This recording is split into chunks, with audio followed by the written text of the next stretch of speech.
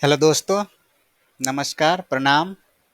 मैं प्रेम प्रकाश आप सभी का स्वागत करता हूं आपके अपने यूट्यूब चैनल और फेसबुक पेज मैथपुल पर। आज एक बहुत ही इम्पोर्टेंट टॉपिक हम लोग शुरू करने वाले हैं जिसका नाम है अर्थमेटिक प्रोग्रेशन। तो चलिए इस इम्पोर्टेंट टॉपिक को आज हम लोग कवर करते हैं जिसका नाम है अर्थमेटिक प्रोग्रेशन। ठीक है, चैप्टर नंबर 5 है आपका। इस टॉपिक को हम लोग समझने से पहले एक एग्जाम्पल देखते हैं। एक एग्जाम्पल से ही हम लोग समझने का कोशिश करते हैं कि अर्थमेटिक प्रोग्रेशन क्या होता है।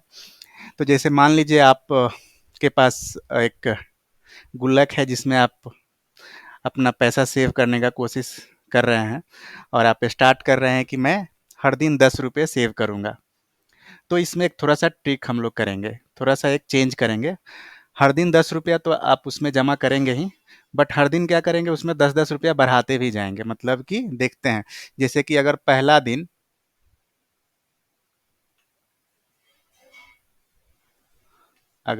दिन आपने 10 रुपया किया तो दूसरा दिन क्या करोगे आप, दूसरा दिन उसमें 20 रुपया आप जमा करोगे गुल्लक में। तो आपने क्या किया, पहला दिन जितना जमा किया था उसमें आपने 10 रुपया ऐड कर दिया। तीसरा दिन आप क्या करोगे, 30 रुपये जमा करोगे और जो दूसरा दिन जो आपने जमा किया था उसमें 10 रुपया फिर से आपने बढ़ा दिया। तो इस तरीके से सोचो कि आपके पास 10 दिन बाद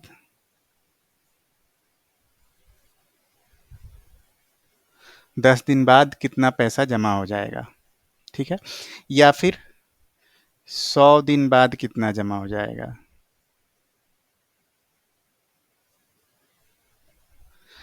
क्या करना है आपको, हर दिन 10-10 रुपये बढ़ाते जाना है। आपने 10 रुपया से स्टार्ट किया और उसके बाद 10, 20, 30, 40, 50, 60 ऐसे आप जमा करते जा रहे हो। तो आपको किसी पर्टिकुलर दिन के बाद अगर ये जानना हो कि आपके गुल्लक में कितना पैसा जमा हो गया है, तो वो आप किससे निकाल सकते हो, अर्थमेटिक प्रोग्रेशन से।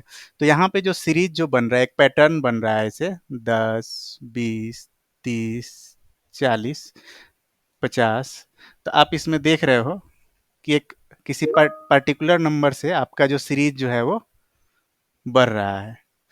तो जब भी इस टाइप का पैटर्न आपको मिले तो उसको हम लोग क्या बोलते हैं, अर्थमेटिक प्रोग्रेशन बोलते हैं। जहाँ की पैटर्न जो है एक फिक्स नंबर से, एक फिक्स संख्या से क्या होता है, बढ़ते जाता है, बढ़ते जाता है।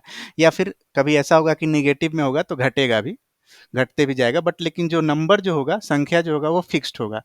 उस फिक्स नंबर से ही वो बढ़ेगा या घटेगा। जैसे कि यहाँ पे कितना से बढ़ रहा है, घट ये +10 हो रहा है। ठीक है, संख्या 10 से क्या हो रहा है, बढ़ रहा है। आपके गुल्लक में कितना, हर हर दिन 10 रुपया एक्स्ट्रा जमा होते जा रहा है। 10 रुपया से आपने स्टार्ट किया और 10, 20, 30, 40, 50 ऐसे आप जमा करते जा रहे हो। तो इस तरह के पैटर्न को हम लोग क्या बोलते हैं, अर्थमेटिक प्रोग्रेशन बोलते हैं, जहाँ पे जो हर बार किसी खास नंबर से वो बढ़ते जाता है। तो चलिए अभी हम लोग क्या करेंगे, सीखेंगे कुछ इंपॉर्टेंट कॉन्सेप्ट्स जो हैं, कुछ टर्म्स हैं, उसको हम लोग सीखने का कोशिश करेंगे अर्थमेटिक प्रोग्रेशन से रिलेटेड। और फिर उसके बाद क्वेश्चन आप सॉल्व कर सकते हैं आसानी से। बहुत ही आसान और मज़ेदार टॉपिक है ये। अगर आपने अच्छे से पढ़ लिया तो एग्जाम में आप बहुत ही अच्छा स्कोर कर सकते हैं, इसमें 100 में 100 आप स्कोर कर सकते हैं। तो चलिए अभी कुछ एक एग्जाम्पल, इसी एग्जाम्पल को ले लेते हैं। जैसे 10, 20, 30, 40, 50 और इस तरीके से वो कंटिन्यू रहेगा। ठीक है, या फिर अगर आपने कोई खास नंबर तक ही अगर आपने अर्थमेटिक प्रोग्रेशन लिया है, तो मान लो मैंने 5 टर्म तक ही लिया, 1, 2, 3, 4, 5, तो 5 तक लिया, तो 10, 20, 30, 40, 50 यहीं तक रहेगा। या फिर अगर नहीं पता है तो मान के चलते हैं कि ये और आगे तक जाएगा। ठीक है, अब इसमें इसको क्या बोलते हैं, इसको हम लोग बोलते हैं फर्स्ट टर्म। ठीक है, इसको हम लोग क्या बोलते हैं, फर्स्ट टर्म। इसको बोलते हैं पहला पद। ठीक है, अगर इसमें यहीं तक दिया हुआ है, पांचवा तक, तो इसको हम लोग बोलेंगे लास्ट टर्म, ठीक है, अंतिम पद,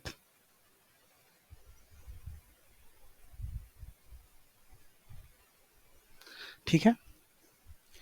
अब इसमें जो खास नंबर जो है जिससे कि वो पैटर्न बढ़ रहा है, जैसे यहाँ पे 10, यहाँ पे 10, यहाँ पे 10 और यहाँ पे भी 10, ठीक है। तो ये जिस नंबर से बढ़ रहा है, ये जो 10 है, इसको हम लोग बोलते हैं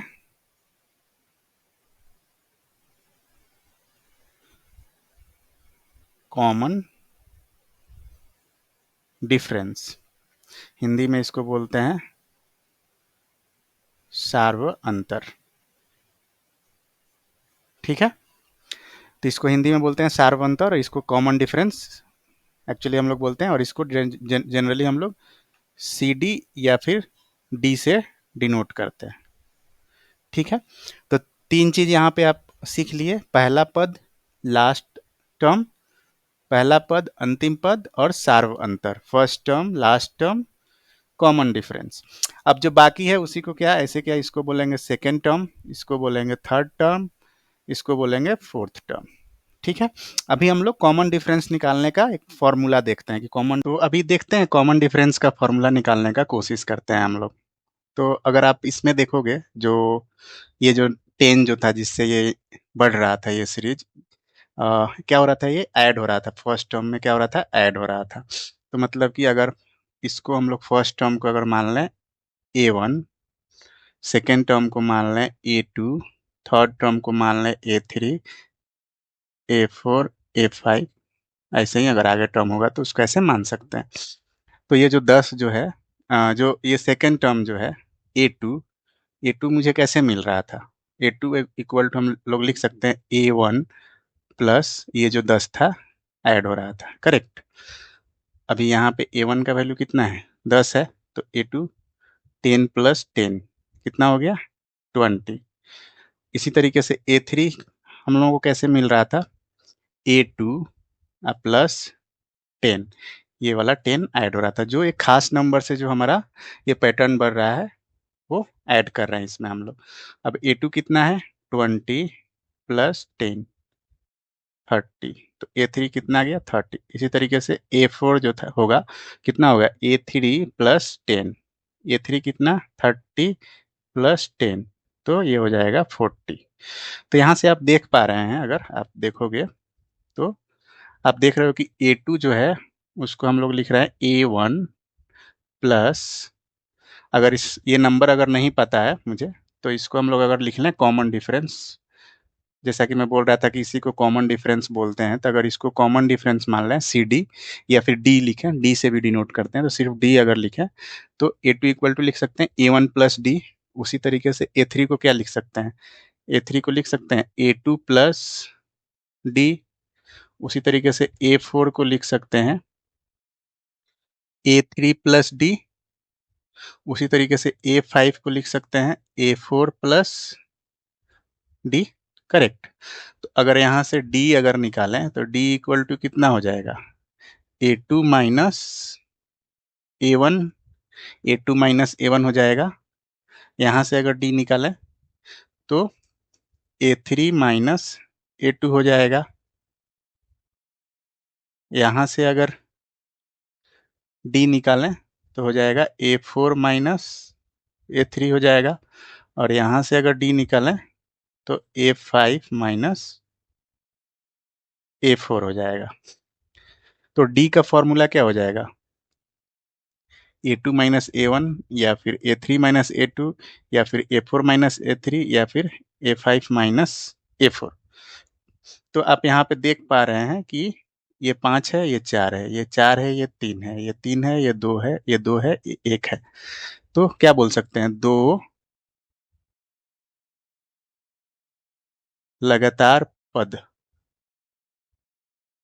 ठीक है, दो लगातार पद है ना, 1 2, 2 3, 3 4, 4 5। तो हमेशा दो लगातार पद का अगर हम लोग अंतर ले लें, दो लगातार पद का अगर अंतर ले लें तो वो हमारा हो जाएगा कॉमन डिफरेंस। ठीक है, तो अगर इसी तरीके से हम लोग अगर इसको जनरल फॉर्म में अगर लिखें, हम लोग जनरल फॉर्म में अगर लिखें, जैसे मान लीजिए कि मुझे किसी भी दो टर्म का लेना है और वो टर्म पता नहीं है, तो अगर मान लीजिए कि एक टर्म ए एन है और तो दूसरा क्या हो जाएगा ए एन माइनस वन, उससे पहले वाला, और ये क्या हो जाएगा कॉमन डिफरेंस। यही आपका हो जाएगा कॉमन डिफरेंस। एन का वैल्यू हो सकता है 2, 3, 4, 5, 6। ठीक है, जो भी टर्म पता हो एन का वैल्यू वहां तक हम लोग लिख सकते हैं। ठीक है, तो एन का वैल्यू हो सकता है 2, 3, 4, 5, 6 ऐसे। तो कॉमन डिफरेंस का जो जनरल फॉर्मूला हो जाएगा वो ए एन माइनस दो लगातार पद का अंतर। ठीक है, तो अभी हम लोग यहाँ पे सीख लिए फर्स्ट टर्म पहला पद क्या क्या होता है, लास्ट टर्म अंतिम पद क्या होता है, कॉमन डिफरेंस सार्व अंतर कैसे निकालते हैं। चलिए, आशा है कि आप लोगों को समझ में आ गया होगा अच्छे से ये। अभी हम लोग कुछ एग्जाम्पल्स देखते हैं और उसको सॉल्व करने का कोशिश करते हैं। ठीक है,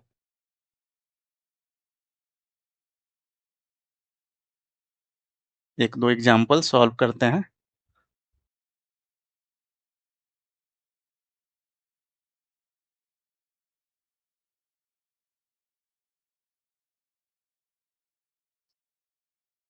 जैसे मान लीजिए कोई एपी है, दिया हुआ है 5, 8, 11,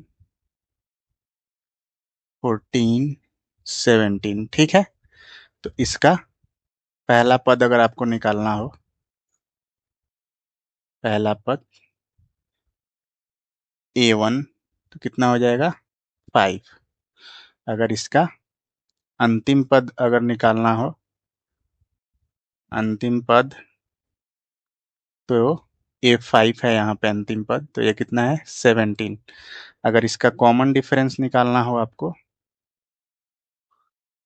कॉमन डिफरेंस D, तो कितना हो जाएगा, कोई भी दो लगातार टर्म ले लीजिए, जैसे मान लीजिए मैं A2 और A3 को कंसीडर कर रहा हूँ, तो A3 माइनस A2, तो कितना हो जाएगा A3 है 11 माइनस 8, तो कितना आ गया 3।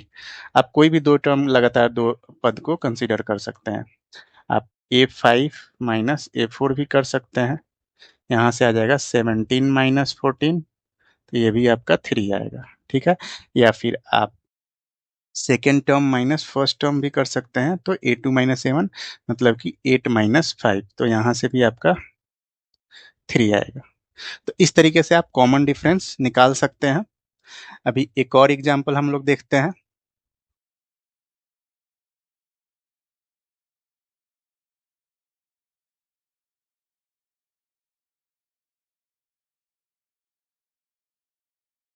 एक और एग्जाम्पल देखते हैं हम लोग, जैसे मान लीजिए आपका है 3/2, 1/2। ठीक है, अगर ऐसा दिया हुआ है 3/2 दिया हुआ है, 1/2 दिया हुआ है, A1 A2 दिया हुआ है, और आपको निकालना है कॉमन डिफरेंस। ठीक है, उसके बाद निकालना है आपको थर्ड, फोर्थ, फिफ्थ टर्म, ये निकालना है आपको।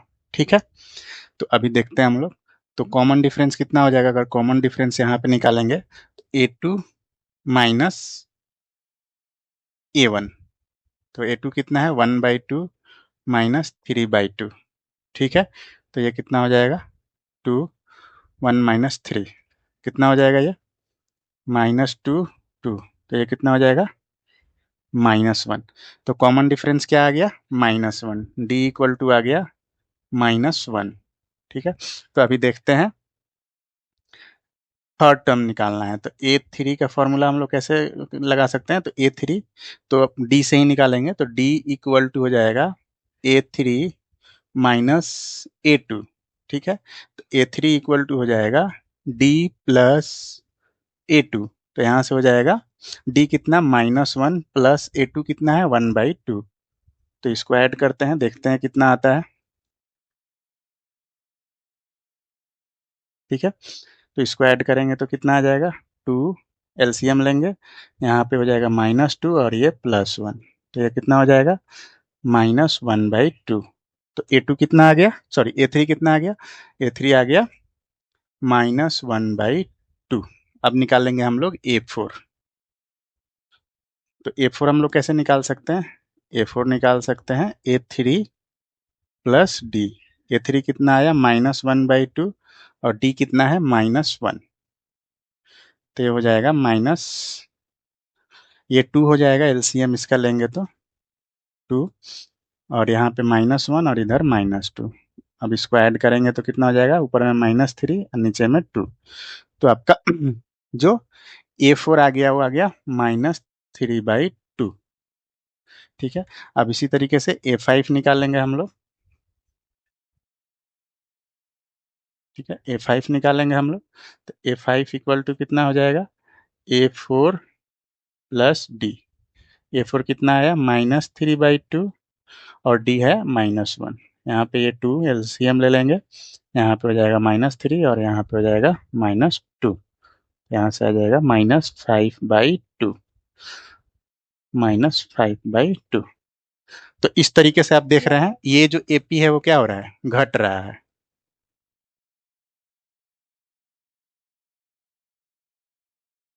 घट रहा है मतलब कि घटते क्रम में है, ऐसा बोल सकते हैं, घटते क्रम में है। ठीक है, घटते क्रम में है, डिक्रीजिंग ऑर्डर में है। कितना से घट रहा है, तो -1 से घट रहा है। हर एक टर्म के बाद जो दूसरा टर्म है वो कितना से घट रहा है, डिक्रीज हो रहा है, -1 से डिक्रीज हो रहा है, डिक्रीजिंग। ठीक है, तो ये दो एग्जाम्पल हो गया।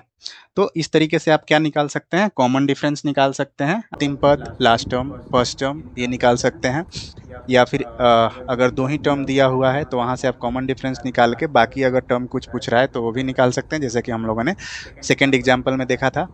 तो इस टाइप के एग्जाम्पल्स अभी आप सॉल्व कर सकते हैं। यहाँ तक मैंने अभी जो कॉन्सेप्ट कवर किया है अर्थमेटिक प्रोग्रेशन का, तो इससे रिलेटेड आप एग्जाम्पल को सॉल्व कर सकते हैं। बहुत सारे एग्जाम्पल्स इससे रिलेटेड मिल जाएंगे आपके टेक्स्ट बुक में, तो आप उसको सॉल्व करिए। आपसे ये भी पूछा जाएगा कि एक पैटर्न दे देगा, पूछेगा कि ये एपी है कि नहीं है, एपी में है कि नहीं है। तो कैसे का आप वो डिसाइड कर सकते हैं, आप कॉमन डिफरेंस निकालिए और देखिए कि सबका कॉमन डिफरेंस सेम आ रहा है कि नहीं। अगर एक खास नंबर से वो इंक्रीज हो रहा है या फिर डिक्रीज हो रहा है तो मतलब कि वो एपी में है, अर्थमेटिक प्रोग्रेशन पैटर्न है वो। तो इस टाइप के आप क्वेश्चन को सॉल्व करिए अपने टेक्स्ट बुक से और ज़्यादा से ज़्यादा प्रैक्टिस करिए। फिर अगले सेशन में हम लोग मिलेंगे, आगे के कॉन्सेप्ट को कवर करेंगे, जैसे कि हम लोग देखेंगे कि nth टर्म क्या होता है, nth टर्म कैसे निकालते हैं, और उससे रिलेटेड फिर हम लोग क्वेश्चन को सॉल्व करेंगे। दोस्तों, जैसा कि मैं हमेशा आप लोगों से रिक्वेस्ट करता हूँ कि अभी आप देख रहे हैं कि ये समर सीजन चल रहा है और पूरे इंडिया में या फिर आप बोल सकते हैं कि मैक्सिमम जगह कितना गर्मी हो रहा है। तो इसका सबसे बड़ा एक कारण है जो हम लोग आजकल पेड़ का कटाव करते हैं, मतलब कि बिल्डिंग्स बनाने के लिए, घर बनाने के चक्कर में हम लोग क्या कर रहे हैं, बहुत सारे पेड़ को काट देते हैं और उसके बदले फिर पेड़ लगाते नहीं हैं।